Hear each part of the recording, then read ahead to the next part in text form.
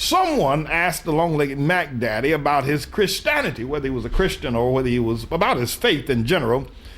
And the long-legged Mac Daddy, obviously, they write scripts so you can handle certain kinds of questions, and sometimes questions throw you for a loop because they were not prepared. But he was prepared for this question, and I want to roll the clip so you can hear what he said when he was asked about his faith on yesterday. Roll the clip. You know, I'm a Christian by choice. You know, my family didn't. You know, frankly, they weren't folks who went to church every week. I mean, my mother was one of the most spiritual people I knew, but she didn't raise me in the church. So I came to my Christian faith later in life. Hold it. It was because... Hold it. He's lying, everybody. He's shamming everyone. Everybody knows he hasn't been to church recently, right? Now he says that atheist mother of his, Stanley Ann Dunham, was the most spiritual woman he knows. The woman was an atheist. He said it in his book, Dreams of My Father. Everybody knows it. Newsweek, Time Magazine, the whole kit and caboodle. Everybody said the woman didn't believe in God. Well, what spirit did she believe in, Obama? Oh, the most spiritual woman I know. And they didn't go to church atheists don't go to church. So you know what he's trying to do? He's trying to cover his behind on the issue of him not going to church in the last 18 months. Obama don't want to go to nobody's church. Anyway, continue rolling the clip as he lies more. The precepts of Jesus Christ spoke to me in terms of the kind of life that I would want to lead. Being my brothers and sisters' keeper. Treating others as they would treat me. Now hold it right there. Hold. See? Now, okay, I'm going to stop interrupting, but I you know, I'm a pastor, and I know a phony testimony when I hear one. I've heard enough of them. This is ridiculous. You know what he should have gotten? He should have gotten, you know, somebody who's been around the church, who understands the fervor of spirituality and the love that you speak about Jesus when you get saved. You know, you don't come to Christianity by choice or the precept speaks to you.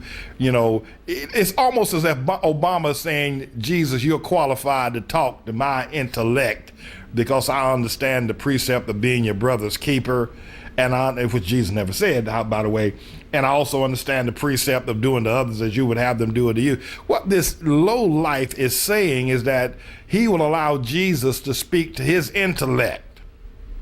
Roll that. Let's start all over again, because y'all need to hear that. This man he's not talking like a Christian would talk. I've been around the church too long to put this one over on me. Now, he is saying that this is something that appeals to his intellect, such as, you know, I prefer to wear Tommy Hilfiger suits or Brooks Brothers suits. Brooks Brothers appeal to me more than Tommy Hilfiger. I mean, what's going on? Who's his staff writer? Who advises him spiritually? Reggie Love? Everybody, now listen, I'm not going to stop it this time. I promise I'll not inflict myself into this. Just listen to what this man is saying. Roll it again. You know, I'm a Christian by choice. You know, my family didn't, you know, frankly, they weren't folks who went to church every week. I mean, my mother was one of the most spiritual people I knew, but she didn't raise me in the church. So I came to my Christian faith later in life, and it was because... Hold it. I got to break my promise. Hold it. Precepts. Now, Obama is a mama, all that you had to raise you. Didn't you have some Muslim fathers? Talk to me, man. Don't act like you didn't have no Islam in your life. Start all over again. Okay, this is it. This time I'm going to keep my promise. This man is talking like his mama was the only person, like his daddy over that Lolo Shatora and all that Islamic crowd in Jakarta didn't have any influence on him. All right, let's see what he says next. You know, I'm a Christian by choice. My family didn't, frankly, they weren't folks who went to church every week. My mother was one of the most spiritual people I knew, but she didn't raise me in the church. So I came to my Christian faith later in life, and it was because the precepts of Jesus Christ spoke to me in terms of the kind of life that I would want to lead. Being my brothers and sisters' keeper, treating others as they would treat me. And I think also understanding that, that Jesus Christ dying for my sins spoke to the humility we all have to have as human beings, that we're sinful and we're flawed and we make mistakes, and that we achieve salvation through the grace of God. But what we can do, as flawed as we are, is still see God in other people and do our best to help them find their own grace. And so that's what I strive to do. That's what I pray to do every day. I think my public service is part of that effort to express my Christian faith.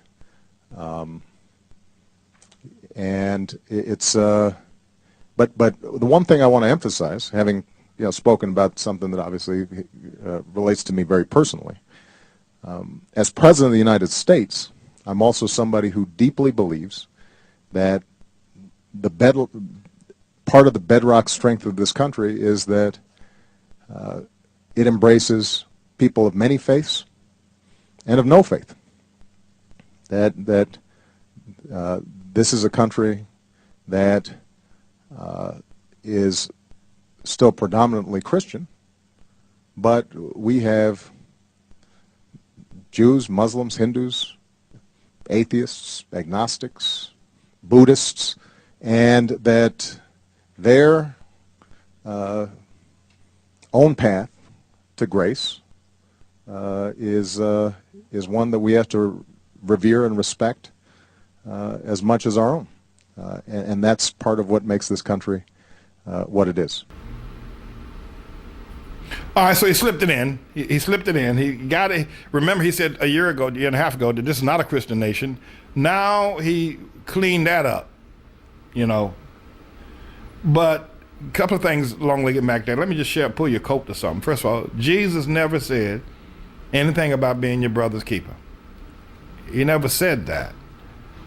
And the Old Testament didn't say it where it's found. It was said by the first murderer in the Bible, whose name was Cain. When God asked him where was his brother, he raised the question about being his brother's keeper. So God never said it. When you use that phrase, be careful around people such as myself. We have been around the Bible a while, and that phrase was uttered by the first murderer, whose name was Cain, who killed his brother's keeper's business. Number two, this, doing to others as you would have them doing to us. Well, all of us love that verse. It's called the Golden Rule.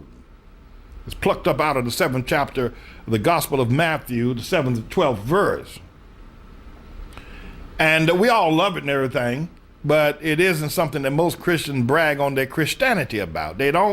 People who are Christians don't brag on their Christianity by saying they're doing to others what they want everybody to do, because Christians are still having a tough time trying to do anything right, and that's understandable, because you cover that when you're talking about forgiveness and flawedness. Okay, we'll give you that one. And then finally, you tried to clean up the mess when you thought you were Mr. King hotshot, running around here talking about America's not a Christian nation. Remember when you said that, long-legged Mac Daddy?